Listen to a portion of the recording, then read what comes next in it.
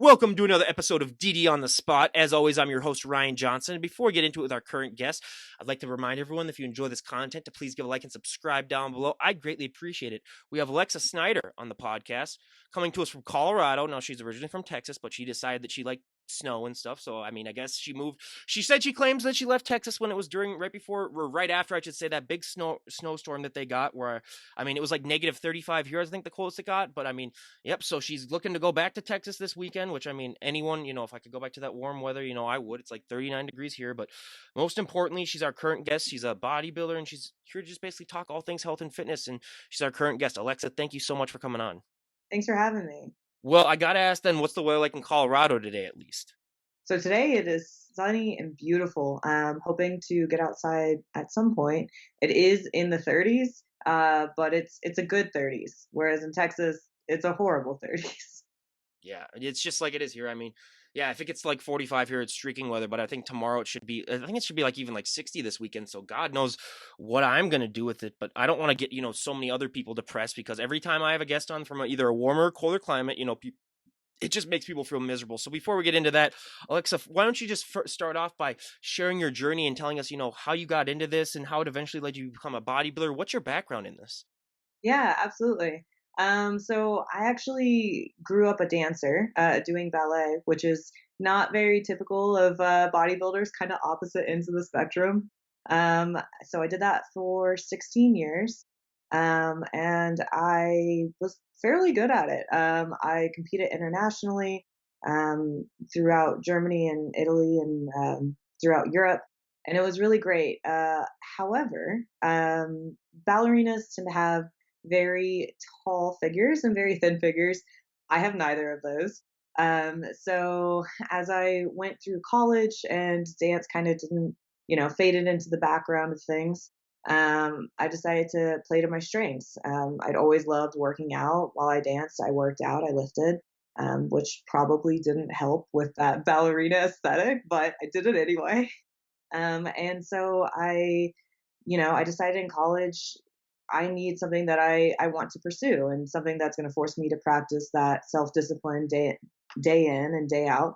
And so I started going to the gym more and started getting a little bit stronger and a little bit stronger. And eventually, I looked into powerlifting and Olympic lifting and bodybuilding and stuff like that. And what I really admired about bodybuilding is that it was the sport that you had to practice at the gym, but that also required daily self discipline. So there wasn't a day where you could take off and be like, I don't think I'm going to do this today. I think I'm just going to be lazy. It did force me to realize, if this is something that I want, I'm the only one that can make me get there. Whereas again, Olympic lifting and powerlifting, so much respect for it, but hard on the joints, and I can't eat that much, and I need something that's going to force me to do it every single day. No, yeah, absolutely. I mean, some of those powerlifters, they tell me that like, oh yeah, I train like 3 days a week and stuff, and I was like, oh, so that would just be nice, and then they could eat whatever they want. But yeah, so whenever I either or on the podcast, I mean, they're just so different lifestyles, but to the general public, I mean, they can't really tell the difference, which is why I love to have bodybuilders and powerlifters on, so that they can say they are completely two different lifestyles. But when you were getting started in bodybuilding, it seems that the general public always has a few reservations about the sport because there's a lot of myths that people believe. Was there anything that you were nervous about the sport before you got started, or did you just completely want to dive in and just get started? Absolutely. So a little bit of both. I would consider myself an ambitious person, and I thought that, from my starting point when I had lifted previously, that I would be able to go into the gym, fix up my diet, shred down, and I would look like a superhero. I would look like Wonder Woman immediately. Unfortunately, it didn't work that way. So I've been lifting for about 10 years now. I started when I was 15, 25 now. So my immediate thought was, since I have been lifting, I started bodybuilding about 4 or 5 years ago. I would just be able to shred down and I would look jacked. And that didn't happen. um, I shredded down and I kind of just looked like a skinnier version of what I was. So it really took understanding what training to failure repetitively day in and day out mint in order for me to actually accumulate any sort of muscle mass or shape or anything like that. So I guess the biggest myth was definitely that, I would start going to a gym, and then as long as I got the diet on point and took off the extra weight, I would be jacked and shredded. But I was just, shredded. Well, and I mean, that goes perfectly into the myth that I love to bust, where I mean, so many women have that fear that if they walk into the gym, they pick up one weight, they're going to put on, 50 pounds of muscle. And you were sort of living proof that, that doesn't really happen, where it actually the opposite happens. You get more slim and you get more tone, which want to have that word race from the dictionary, tone. I hate it more than life itself, because whenever I hear girls say, "Oh, I just want to get toned," it's like, "Well, what do you mean by tone?" And they're just like, "Oh, I just want to look better." And I was like, "Well, what do you think's going to be underneath all that stuff that you lose? Is it just going to be skin and bone?" Because I mean, just stop eating then if you want to do that. But I mean, that's a whole different podcast. But what do you like to respond to that by? Because I bet you still hear that to this day. That like, "Oh my god, yeah, I want to work out. I just don't." They either do the coy, "Oh, I just don't want to look like you," which is just like, okay, first of all, if you ever did, I'd pay you as my trainer. Or they're just like, "I just don't want to get too bulky." So every time that I hear that, I always, I respond with, "Oh yeah, I like to get toned, toning like a printer." Um, but no, that myth does come up a lot, and I was actually having this conversation with some friends the other day.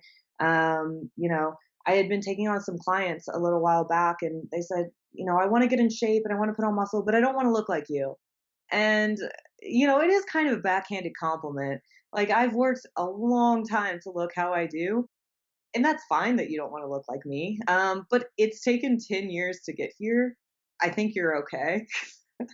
um, it doesn't happen overnight. And I think that people think that, you go to the gym, you pay a trainer, you add vegetables into your meals, and then you're jacked, and that's basically it. And that is just unfortunately not how it works. If it was, everybody would look like this, right? Everybody would look like, Wonder Woman or Superman or whatever. So my response would be that do try going to the gym consistently for 6 weeks, be on a diet consistently for 6 weeks, see how you look. Yes, you definitely will improve, but it's pretty unlikely that you are going to think that you're overly bulky. And I kind of have the feeling that a lot of people, or I'm under the impression that a lot of people, when they say that, it's more of a kind of coping mechanism to veer away from, okay, what if I do fail and I can't do this, as opposed to, well, let me do this and let me see what happens. So that's kind of the approach that, in the mind shift that I had to take and change towards, and I'm really glad I did. Well, yeah, absolutely. And again, if that does happen to you where you do put on a significant amount, give me a call, because I'll spend my entire life savings to train with you then. And I mean, that would be the greatest thing ever. But I also love to talk genetics on this podcast, because so many people don't understand. And I mean, I have to tell them this every single time, that I hear this all the time. "Oh my God, I want her arms, I want his abs, I want their back." And it's like, first of all, you do not understand how these people got to that look. I mean, some of them are just genetic freaks where they're born with a 12 pack, and I hate those people more than life itself. But just because you train the way that someone does and you eat the way that they do, you are not going to get the same results that they do. But whenever someone first gets started working out, they always have that one body part that really, really takes off, that they don't have to train as much. And they have that one body part that just drags behind it. They have to train to oblivion to catch up. What were those body parts for you when you were getting started? Yeah, absolutely. So, like I mentioned, I did dance growing up my whole life. So I already had fairly developed quads. I'm a very quad dominant person. Yeah, it is a blessing. Very quad dominant. I horseback rode through college, so lots of legs were being used throughout it. Once I did start training pretty heavy, my shoulders did get really strong and fairly developed fairly quickly. However, on the leg front of things, I am not hamstring dominant at all.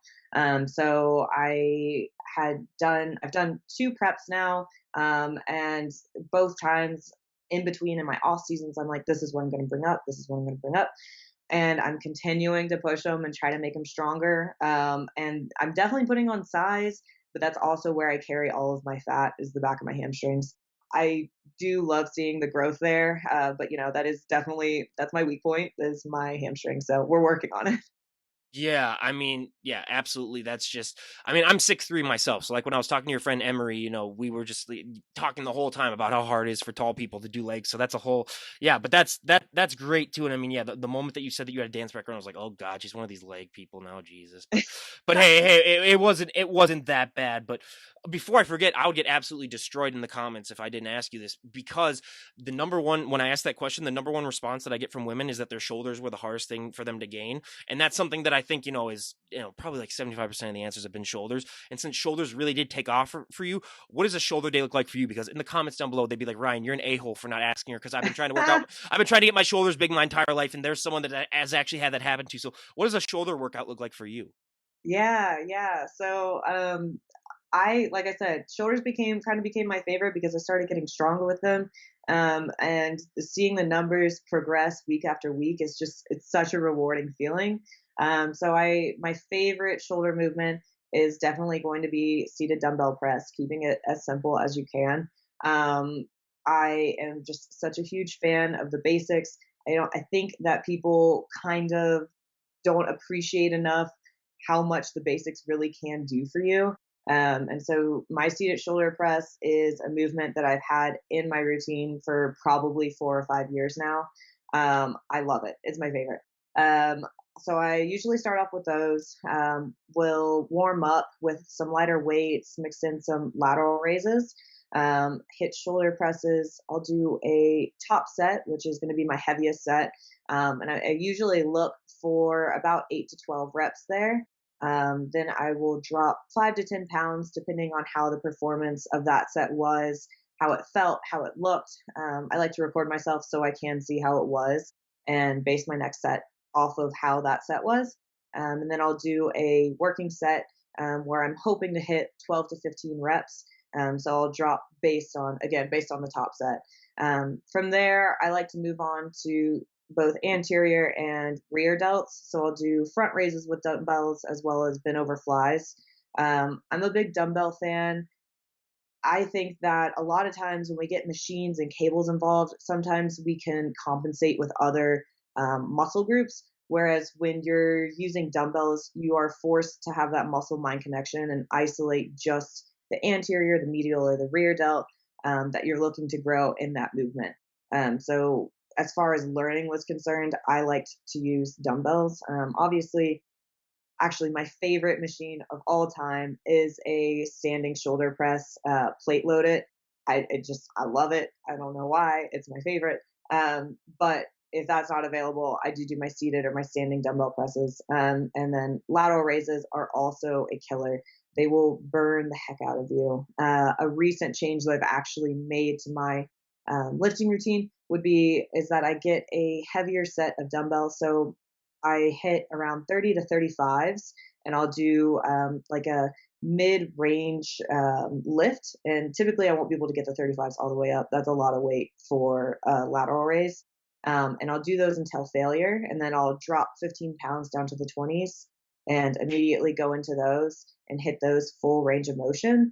And I'll do 2 sets of those for the very end of my workout, and your shoulders will be crying.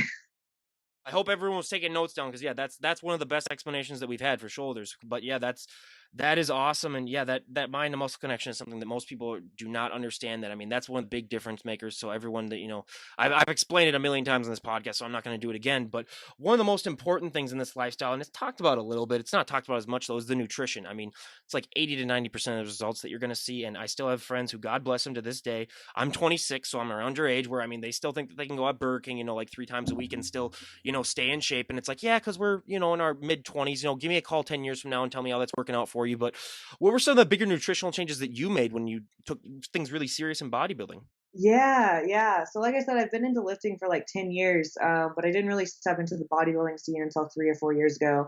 And that's really when nutrition did start playing a bigger impact in my life. And I wanted to learn about it, and I started researching it and understanding better how it is that food does really fuel everything that's happening in your body and your ability to perform. So I was probably the stereotype previously, carbs are bad, low calorie diets, drink water. But, I really didn't have any comprehension of how it was that food functioned for you.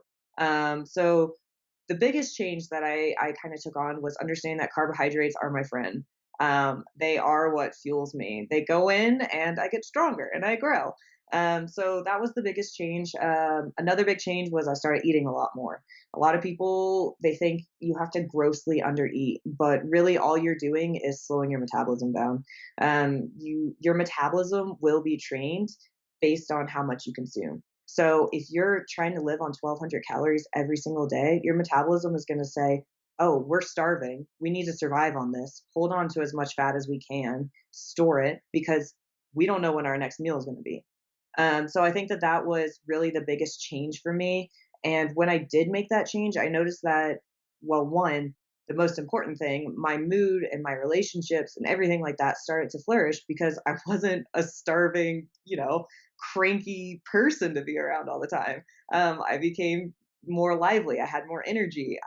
My hormones balanced out. All of it. Food so much affects all aspects of your life, and I think people are just so unaware of that because we're never taught it. We're never taught carbohydrates are good. We're never taught, protein is what helps build muscle. And, fats are good too. All of it is so important. We're taught, low calorie, lose weight, calories in versus calories out it's a good base measurement, but it's not how it works if you're trying to be a high performing athlete. So the biggest change I would say is that I started consuming more. I stopped being scared of what the scale said, and I started to understand. Okay, this is what's going to fuel my body. This is what's going to make me feel better and perform better, sleep better, recover better. And I took all that information and I started to understand how I responded better to the different macronutrients. I am definitely a carb based person. I love fats, but I don't operate as well on them. So I'm a higher carb person, lower fat person, and a medium protein in my off season, high protein in prep, just to try to retain as much muscle as I can, throughout that cutting phase. But overall, I would say I was definitely the stereotype previously of let's starve. And now I'm let's eat everything. No. That's the one thing that I think should be said to them. The first thing overall by trainers that you're going to be able to eat more and you're going to still lose weight. And then that people be like, oh, what, why? Because I think, yeah, so many people do have that mindset where it's like, oh, I'll just eat 500 calories a day for like a month and then I'll lose, like 50 pounds. And then they don't realize that even if they do lose that weight, by the time they get back on their regular diet, they're just going to gain it all back again, plus probably a few more pounds then. So it's, it's just, yeah, it's just absolutely ridiculous. But what was your friends and family's reaction like when you announced to them that you want to be a bodybuilder? Because I don't think that's something that normally a 20-year-old girl would say to their parents and friends. So what was their response to that? Oh man. So that's actually a really funny question because my mom growing up, she worked on a greenhouse. Her family owned one, and they lived in Maryland, and they lived on this steep hill. And I think they had about 2 acres, and it was just a pretty much 45, 50-degree incline for the whole greenhouse. So she worked carrying bags of mulch up and down this hill, 50 pounds bags of mulch. So she put on a decent amount of muscle growing up. And she used to tell me that she would cry to her mom because she would say she looked like a boy. And so, this conversation came up whenever bodybuilding started becoming a bigger part of my life. And she goes, I was so stupid. Why did I think that? And I saw pictures of her and I'm like, damn, Ma, you were jacked. You looked good. I'm so glad I have this genetics. So they were so supportive of it. My mom, I train her now and she works out with me from time to time and she's so great about it. And she was like, I can't wait to get back to where I was before. And I was like, you're already there. You didn't lose it. So they were super supportive of it. My dad, it's not really his scene, but he supports me in everything that I do.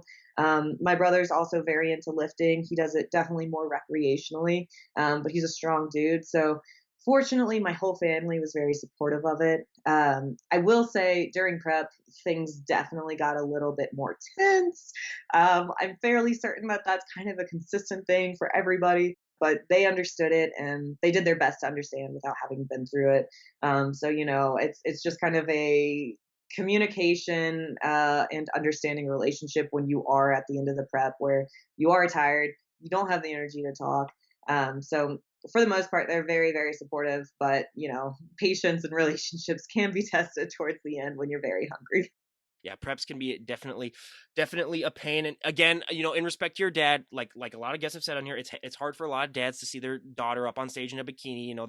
That's something where they might be like, oh hey, it's a little off. So that's my defense that I have for the dads at least out there, where I can totally understand that. But speaking close to that, I mean, the number one thing that I would have never guessed in a million years would be the hardest thing for so many of these athletes. But starting this podcast, I found it out was posing. Would have never guessed it. I mean, I would have said, Yeah. you would have never guessed. You would have thought that either like the nutrition or the working out would have been the hardest thing. But for so many of these guests, posing is the hardest. And I like to compare it now to being a perfect driver, where you can be a great driver, you can never be a perfect driver. You can be a great poser, you can never be a perfect poser. It's always ever evolving. What has your experience with posing been like? So having the background in ballet actually gave me a significant leg up. I'm not gonna lie, when I started, just like everybody else, it feels awkward. The movements don't feel normal. Your body does not rest like that. So why would posing be easy? However, I will say after practicing it and the repetition and the fluidity, I got a lot better at it, and that made it a lot easier for me. Posing is definitely something that you have to do day in and day out. It, like you said, it changes. Nobody's ever going to be a perfect poser, and I think that I would attribute that to your physique changing. So, like I said, I've been through two preps. My first show got canceled, but from the first show to the second show, I put on a significant amount of muscle mass. And when I did that, the poses that I had for the original show no longer highlighted my strengths. So I ended up having to tweak some things. And the way that I like to do that is, I would put on some music late at night, record myself, and just start moving and start understanding and feeling how my body was and felt what was most comfortable. Because typically, what's most comfortable, you're going to look the most confident in.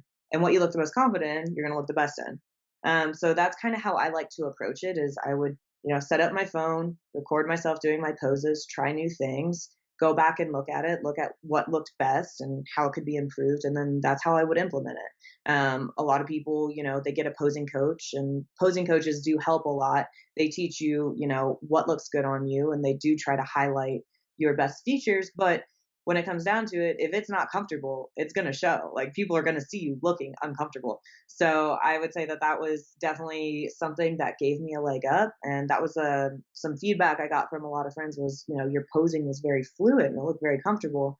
And I do attribute that to just being a bum at nighttime in my pajamas and just dancing in front of a camera basically and trying to understand what it is that was comfortable while also highlighting my best features. Yeah, absolutely. And it's always funny how those moments when you think they're never going to have an impact really on your life, you end up being like, oh yeah, I thank God that I was up all night doing all that stuff. But yeah, practice, practice, practice is really the only thing that I can say. And out of your poses that you do, what is your favorite pose and what is your least favorite pose? So my favorite pose is definitely my three quarters pose in my presentation. I kind of do a Wonder Woman esque pose and get a little bit of this action going on. Like I said, I love my shoulders and I have a strong back. So it's my three quarters pose to the front, slightly to the right. I'm a little bit more flexible that side. Everybody has one side that they're more flexible on. My least favorite pose is in our mandatory poses. We have one facing the left where we have to twist our body completely in the figure division. And I just do not have the mobility there. It's gotten a lot better. Um, but compared to my other side, my waist looks like this. And then I go to the bad side and my waist looks like this. So, it's just working on that mobility. Everybody's going to have a preferred side no matter who you are. So it's getting better and it's improved, but it's definitely the side that has the least flexibility. Oh yeah, and yeah. I mean, that's a given for anyone, and especially for figure. I mean, we've that pose that you're talking about for your least favorite is one that we've heard quite a few times too. So it's not something that's just out of the blue. But when you're walking on that stage, what is that feeling like for you? Because I mean, you have worked months upon months to achieve this look, and I mean, you're only going to be on stage sometimes for maybe like a minute, which is why I find this sport even more fascinating because like they train that hard for that little amount of time. But what is that feeling like for you when you finally get to step on that stage and show off all that hard work that you've worked so hard on? Oh man, I just got goosebumps thinking about that again, actually. So the oh, okay, it was great. So I remember at my show, it was during COVID, so there was a lot of precautions that they had to take, and it ended up delaying us a long time. I'm fairly short. I'm a little bit over 5 foot, so I'm in Class A, and I was the first one to go on. So I remember standing there and my senses kind of went in and out. So I could hear things and then I stopped hearing things. And I could see things and then things just kind of got blurry. And so I remember that. And then I remember getting on stage, hearing my name called, and everybody I had a huge, huge cheering squad. I cannot thank everyone who came enough, but I remember just hearing everybody roaring and walking on stage, and then just silence. And I know that there wasn't silence, but my ears just stopped working, and they said, "This is what you do. Go do what you do." And I, again, going back to posing, having it down as a second nature is so important here because I've heard time after time people black out and they're like, what do I do here? So it was a very overwhelming feeling. It was a huge rush. So I remember coming on stage, hitting my first pose, walking up to the X, and then hitting my presentation. Like I said, I couldn't hear anything. And then at one point, I just hear, "Hell yeah, Alexa!" And it's my coach. He's a very loud, very large man, and couldn't see anything. The lights were blinding me, but I just hear him yelling my name over and over and over again. And it was such a great feeling. I had a smile plastered on my face the entire time. The rush was fantastic. All of the preparation that went into it was just so overwhelmingly worth it.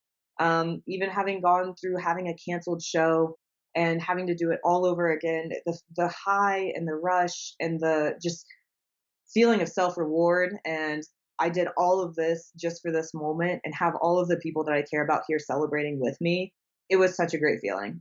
It was overwhelmingly great.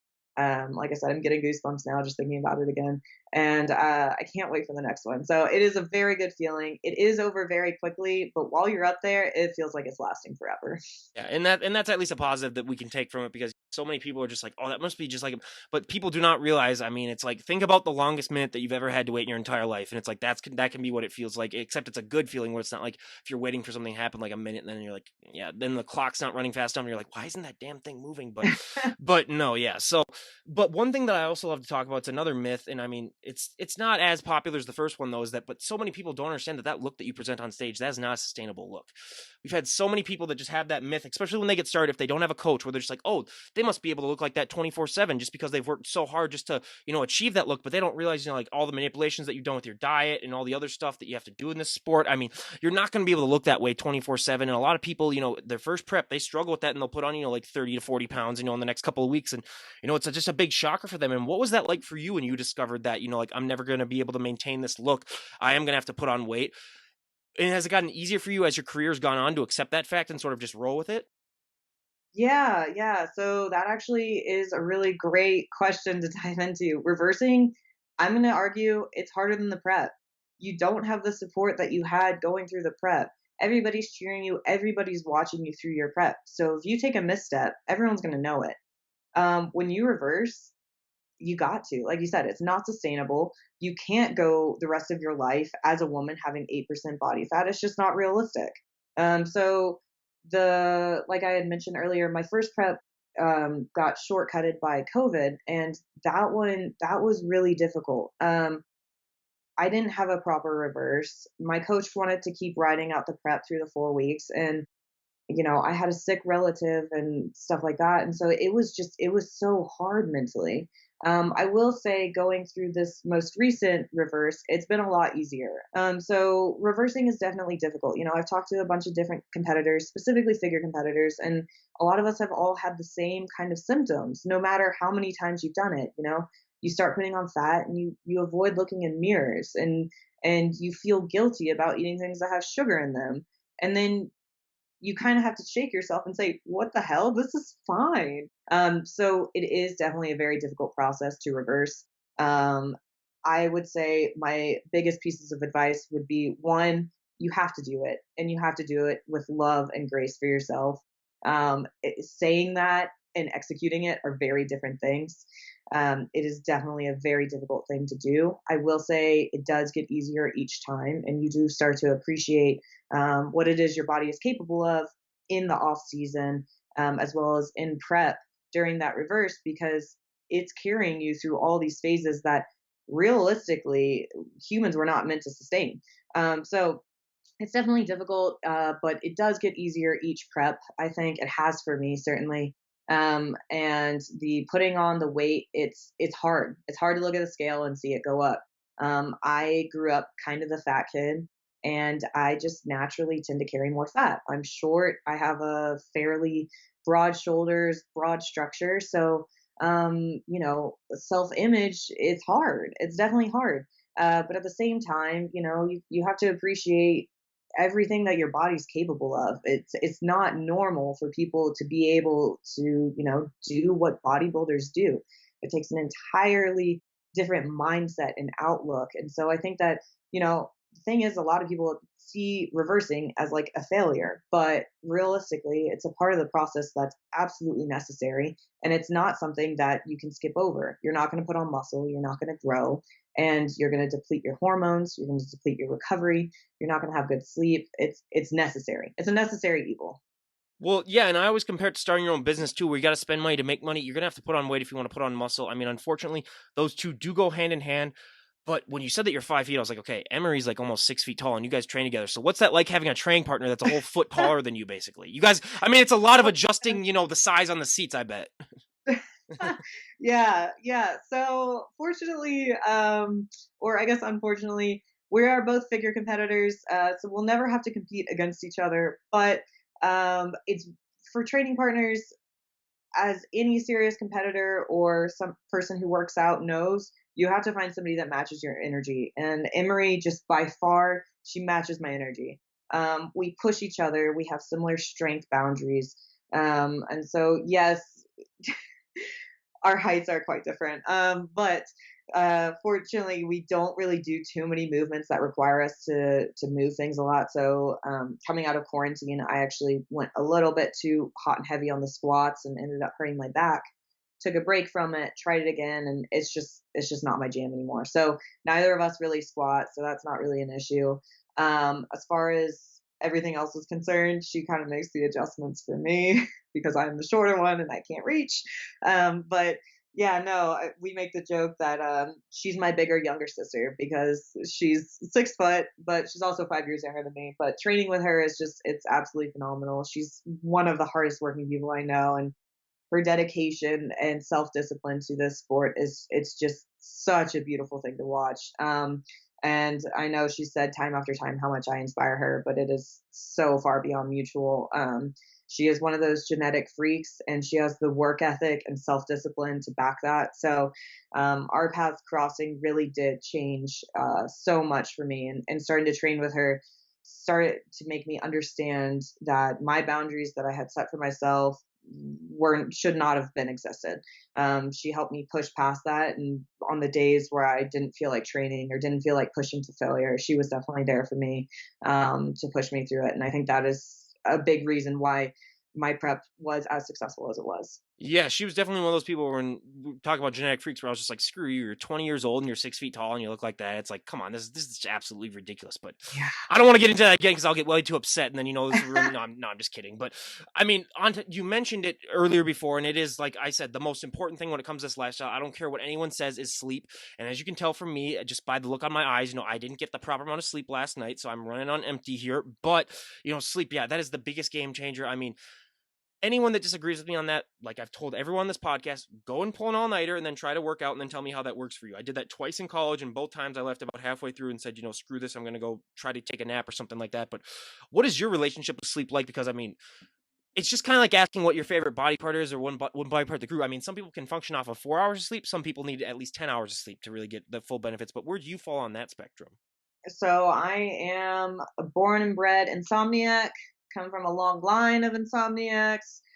My brother has sleep apnea. Fortunately, I don't have that, but I love sleep. I wish I got more of it. And also props to you for training on no sleep. I don't think I would ever even attempt that. I was in college and I literally like it was one of those things where here's the thing, like I knew I was gonna stay up, so like I went to the gym like as soon as it opened, like at like 5 a.m. though. So like I didn't wait throughout the day. I was like, if I'm gonna ever try to get this workout in, and then it got to the point where I was doing like 75% of what I normally could for like chest. And then the first time I think I actually did like do the whole workout, but like it was the worst thing ever. Then the second time was the one where I was like, okay, yeah, screw this. I can't do this anymore. So yeah, I was just I'm one of those weird people where I'll do weird things at weird hours then just to try to get something in. And then I literally didn't have a class until like noon that day, so I literally went to my room, and I don't think I slept at all that day. Like, where I just laid down for like 7 hours and waited for my class to start. Then basically, yeah. I mean, I support it. I salute you. I don't even think I would attempt that because I would get there and be like, "Well, I came to the gym. That's my big accomplishment." But yeah, no, I definitely have a love-hate relationship with sleep. Bad sleeper, always have been. I guess as a baby, I was apparently a pretty good sleeper. But since college, I don't think I've slept in past 8 a.m. And as you go through prep, What the your hell is body. wrong with you? I know, I know. I know, dude. I don't know. If I knew, I don't know. I'm a night owl, so I'm normally getting up around like 11 or noon, and then I go to bed, at like 2 or 3, editing these podcasts and stuff when I'm not at my other job. So yeah, I just hearing someone say that, and I have friends that are like teachers that are just like that, where it's like, why would you want to get up that? Or I mean, I get it that it's for their job, but for you, it's like, yeah. So that's even on weekends, you can't even sleep in. Uh, Ugh. nope. No, I wish I did, and I'm also a night owl, so that's really unfortunate for me. Yeah, I just my body does not like to sleep too much, I guess. Typically, I function optimally around 7 hours of sleep. If I get more than that, I will start to get groggy. So it is typically good for me not to get the full 8, as recommended by doctors. But in prep, that number starts going down pretty significantly as I start to get hungry, and my body thinks I'm being hunted by predators. Sleep is by far the most important recovery tool that you can have. People don't really take it as seriously as they should. Like you said, like you've tried to work out twice with no sleep, and your performance just isn't there. Your body needs it, and it needs the rest, and it needs the recovery. There's no way that you can continue to expect it to operate at 102% every single day without giving it the tools to recover. That's like trying to drive a car with no oil in it. It just doesn't work that way. So I would say definitely sleep is very important. I wish I were better at it. Uh, but I have, kind of started doing some things that do help me kind of mitigate some of the insomniac tendencies. I put my phone down. I enjoy reading before bed. A lot of times I'll put on something kind of mindless like The Office or something. I just kind of find having someone's voice in the background a little bit soothing, and kind of keeps my mind from wandering as much. I just, hear Michael Scott yelling something ridiculous, and that's all I need. Sleep is a very, very important aspect to bodybuilding and fitness in general, as well as overall health. So prioritizing it and kind of figuring out what works for you is definitely something of high importance. Well, since we are talking about sort of like stories like that, there was one time, this was like 3 years ago, where I was out heavily drinking that night, I should say, and I got home at like 1:30. I went and did 80 minutes of cardio. What is wrong with you? Yeah, that's the yeah. I mean, I remember even Snapchatting some of my friends who I was out there with, be like, "Oh yeah, I gotta get my cardio," and they're like, "Why? What is your problem?" And because I literally, yeah, I did like I walked like 7 miles, yeah, and like yeah, just but yeah, I don't know. That's one of the like everyone I think has a few moments in their life where they perform things that they think wouldn't normally be possible. Like usually, like I have a handful of times in your life where like you're able to do stuff better than you normally had ever done. You're like, what's wrong with me? That was one of those times, and it unfortunately it just happened when I was drinking. So hey, but yeah, I am I'm a weird duck when it comes to stuff like that. Like I'm one of those guys where like yeah, if I stay up late at night, sometimes I'll just be like, hey, just go do something. So yeah, it's hey, trust me, this is your podcast. I'm gonna end up talking for 10 hours if I talk about my weirdness because it is vast. But yeah, sleep. I mean, I could not. Yeah, I've always said sleep is one of the best feelings that you can ever have. Is after a long and hard workout when you get that proper amount of sleep that night and then wake up the next morning feeling like a superhero. I mean, that's one of the best feelings on the planet. But like I was telling you before, cardio is my trigger word where I hate it more than life itself. And when I say cardio, I mean like actual running. Like I could walk on that treadmill like I did. I can do that all the time. But what is your relationship like with cardio? Because unfortunately, when you do sign up to be a bodybuilder, I mean, you kind of have to make a deal with the devil when it comes to cardio. Oof. Yeah.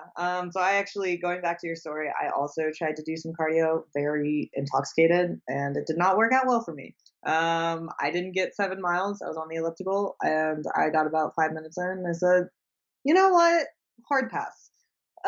So my relationship with cardio, oof, it's kind of been all over the place. When I stopped dancing and got more into fitness, I definitely became the quote unquote cardio bunny. Spent all of my time on the Stairmaster, and at the time, I didn't mind it. I really enjoyed it. I would watch TV, listen to podcasts. I typically like to use my cardio time as my learning time, which I still do. However, like you said, you do sign up for that kind of deal with the devil when you take on bodybuilding. And it got rough. It got real rough.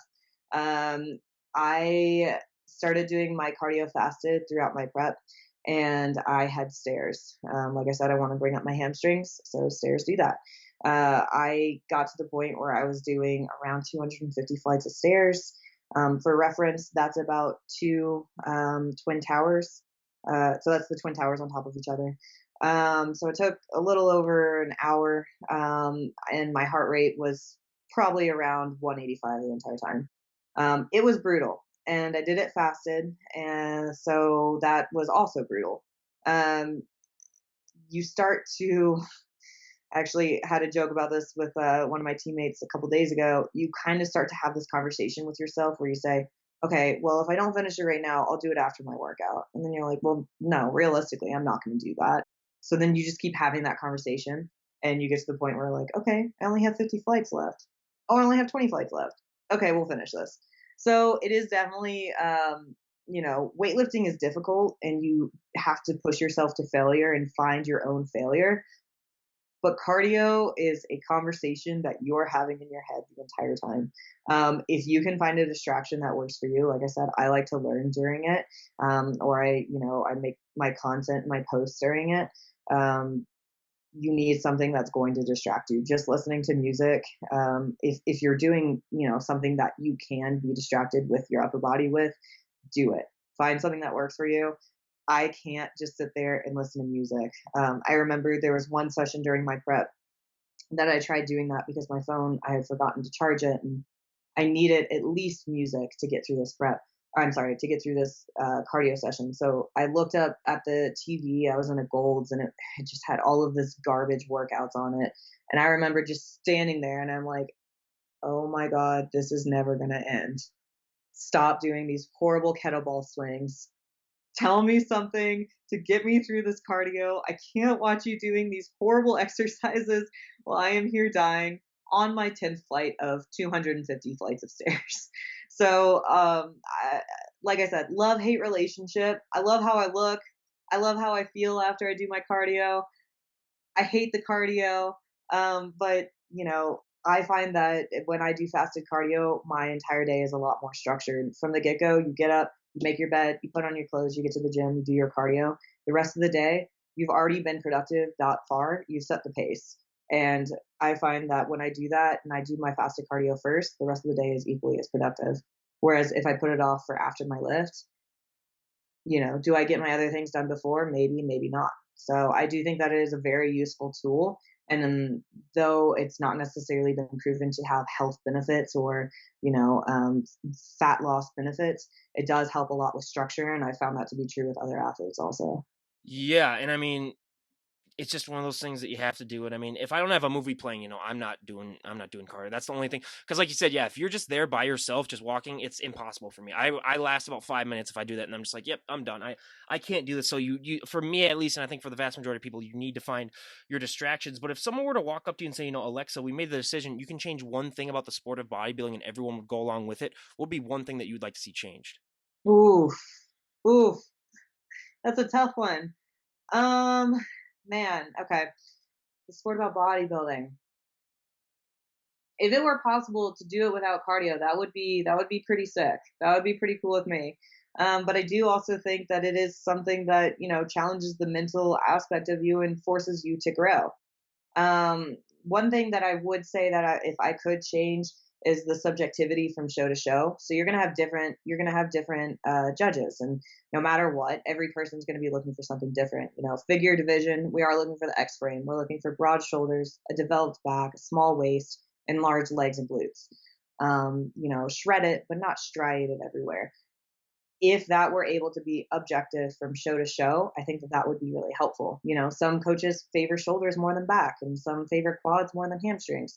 So I think that that's probably the one thing that I would change. Realistically, that's never, you can't do that. Everybody has preferences for things. So I would say the changing of the judging and making it more objective.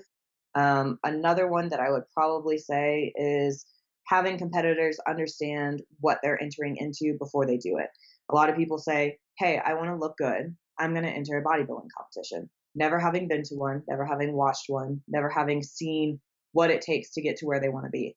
And that is something that people in maybe every sport do, but it is something that is so grossly important because you do not want to get up there and embarrass yourself. You don't want to get up there and say, hey, I've worked pretty hard the past 6 months, and then realize, oh shit, I haven't worked hard at all. I haven't done anything.